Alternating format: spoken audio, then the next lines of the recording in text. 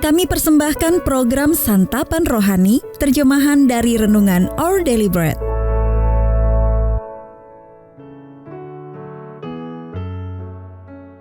Sahabat ODB, pembacaan Alkitab hari ini terambil dari 1 Timotius pasal yang ke-6, ayat yang ke-6 sampai dengan ayat yang ke-11.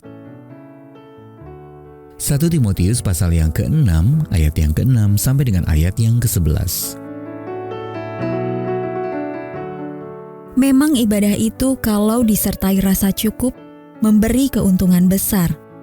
Sebab kita tidak membawa sesuatu apa ke dalam dunia, dan kita pun tidak dapat membawa apa-apa keluar. Asal ada makanan dan pakaian, cukuplah. Tetapi mereka yang ingin kaya, terjatuh ke dalam pencobaan, ke dalam jerat dan ke dalam berbagai-bagai nafsu yang hampa, dan yang mencelakakan, yang menenggelamkan manusia ke dalam keruntuhan dan kebinasaan. Karena akar segala kejahatan ialah cinta uang.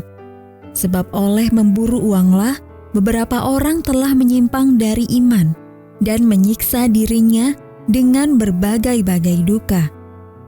Tetapi engkau, hai manusia Allah, jauhilah semuanya itu. Kejarlah keadilan, ibadah, kesetiaan, kasih, kesabaran, dan kelembutan.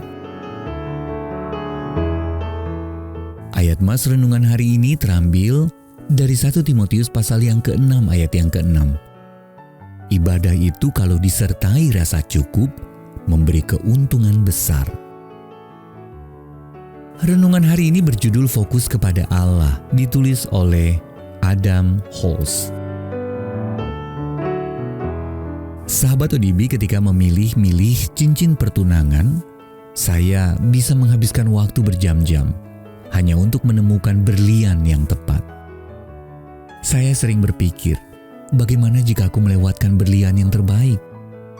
Menurut psikolog ekonomi Barry Schwartz, sikap bimbang dan berlebihan itu menunjukkan bahwa saya adalah seorang yang disebutnya maximizer. Seorang maximizer merasa harus selalu mengambil pilihan yang terbaik. Dan itu saya. Itu adalah kebalikan dari satisficer. Seorang satisficer membuat pilihan berdasarkan pertimbangan apakah hal itu mencukupi kebutuhan atau tidak. Apa saja yang bisa diakibatkan oleh kebimbangan kita dalam mengambil keputusan? Kecemasan, depresi, dan ketidakpuasan. Para sosiolog bahkan telah menciptakan ungkapan untuk fenomena itu. FOMO, fear or missing out, atau takut ketinggalan.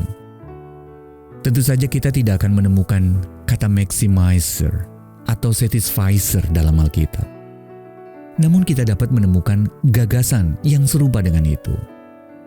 Dalam 1 Timotius, Paulus menantang Timotius untuk menemukan nilai dirinya dalam Allah dan bukan dalam hal-hal duniawi.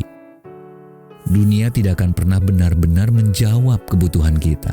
Sebaliknya, Paulus ingin Timotius mendasarkan identitasnya pada Allah.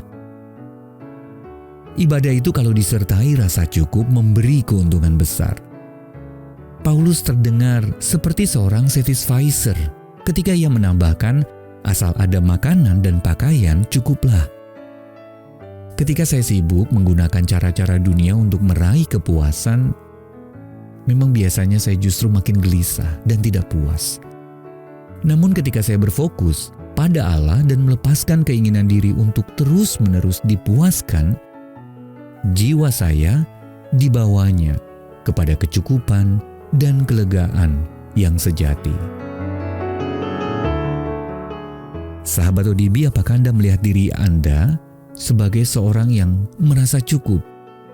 Iya atau tidak? Dan mengapa? Lalu menurut Anda, bagaimana hubungan dengan Allah mempengaruhi rasa cukup dalam hidup Anda secara keseluruhan? Ya, Bapa ingatkan lagu bahwa hanya Engkau yang sanggup memuaskan jiwaku. Our daily Holy Bread Ministry. Untuk menerima notifikasi video baru kami, silakan tekan tombol subscribe dan tanda lonceng di bawah ini.